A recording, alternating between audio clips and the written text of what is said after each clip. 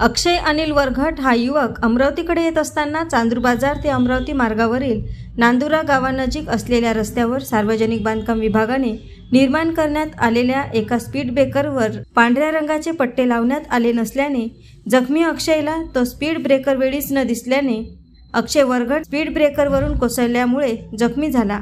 प्रहारचे नेते वसु महाराज हे त्या ठिकाणाहून जात असताना अक्षय वरघट युवक हा गंभीर अवस्थेत दिसून आल्याने वसु महाराज व त्यांच्या सहकाऱ्यांनी ॲम्ब्युलन्सला कॉल केला, परंतु ॲम्ब्युलन्स वेळेत आली नसल्याने वसु महाराज यांनी जखमी अक्षयला स्वतःच्या वाहनात टाकून थेट अमरावती जिल्हा सामान्य रुग्णालय गाठले।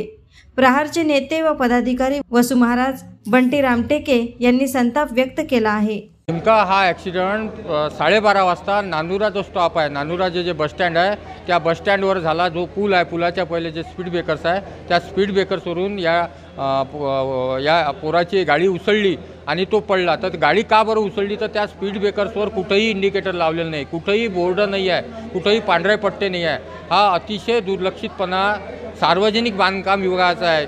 नेमकं त्या स्पीड ब्रेकरवरच नाही तर जिल्ह्यातील अनेक ठिकाणी स्पीड ब्रेकर्सवर कुठेही पट्टे नाही, फक्त यांनी ते स्पीड ब्रेकर करून ठेवलेले आहे। रोज तिथे आता मागच्या महिन्यात 6 जण त्या स्पॉटवर मेलेले आहे, परंतु तरी या बांधकाम विभागाला, सार्वजनिक बांधकाम विभागाला, नेत्यांनासुद्धा जाग आलेलं नाही आहे आणि याला सर्वत्र दोषी आहे सार्वजनिक बांधकाम विभाग।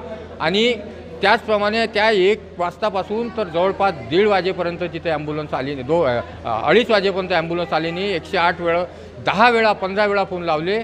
इथे जिल्ह्यात जवळपास 300 ते 350 ॲम्ब्युलन्स चालत असतील, परंतु या तालुक्यात 50 ॲम्ब्युलन्स आहे, परंतु अमरावतीपासून 4 किलोमीटर असलेल्या नांदुरा किरट या गावी 1.5 तास ॲम्ब्युलन्स पोचली नाही। शेवटी मी माझ्या गाडीत त्या याला ॲक्सिडेंट झालेल्या पोराला उचललं आणि टाकलं आणि इथं पोचलो। हा सारा भ्रष्टाचार आहे। ॲम्ब्युलन्समध्ये 108 मध्येही सुद्धा भ्रष्टाचार आहे। सर्व तपासणी व्हावी, कारण अतिशय जास्त ॲम्ब्युलन्स मोठ्या प्रमाणात इथं उपलब्ध असतानाही तिथे काय ॲम्ब्युलन्स पोचली नाही, या सर्व दोषीवर याच्यात तर मला तर वाटते खरं म्हणजे CS दोषी आहे। आणि तिकडे BNC याचे एक्झिक्युटिव्ह इंजिनियर हे सर्व मस्त पडलेले आहे, त्यांना काही घेणं देणं नाही लोकांची, यांचं हे कर्तव्य बजावत नाही आहे। म्हणून माझं जनतेला आव्हान आहे आणि आपल्या प्रसारमाध्यमांना, मीडियाला आव्हान आहे, पत्रकार बंधूंना आव्हान आहे का असा जो प्रश्न आहे, जो जीव घेणा प्रश्न आहे, हा आपण आपल्या स्तरावर उचलावा। मी उद्या यासाठी आंदोलन करणार आहे। हा जो अति गंभीर जो ॲक्सिडेंट झालेला आहे,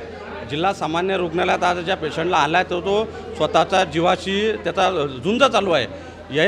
एक सव्वा 1.5 तास जर ॲम्ब्युलन्स आली असती तर त्याचा जीव वाचला असता, पण जिल्हा शासकीय रुग्णालयाचा हा भोंगळ कारोबार आहे। आणि BNCचे अधिकाऱ्याने मोठे स्पीड ब्रेकर करून ठेवले, पण त्याच्यावर पट्टे मारले नाही। त्याच्यावर पट्टे मारले असते तर त्याला पट्टा दिसला असता, स्पीड ब्रेकर दिसला असता, त्याचा ॲक्सिडेंट झाला नसता। पण यांच्या या भोंगळ कारभारामुळे हा एक युवक हा आपल्या जीवाशी झुंज देत आहे। याच्या अगर जीवाला काही झालं तर जिल्हा प्रशासन, CS हॉस्पिटल आणि BNCचे अधिकारी दोषी राहील। आम्ही त्यांच्यावर 304 प्रमाणे गुन्हा दाखल करावा, यासाठी उद्या 100% प्रहारतर्फे आंदोलन करणार।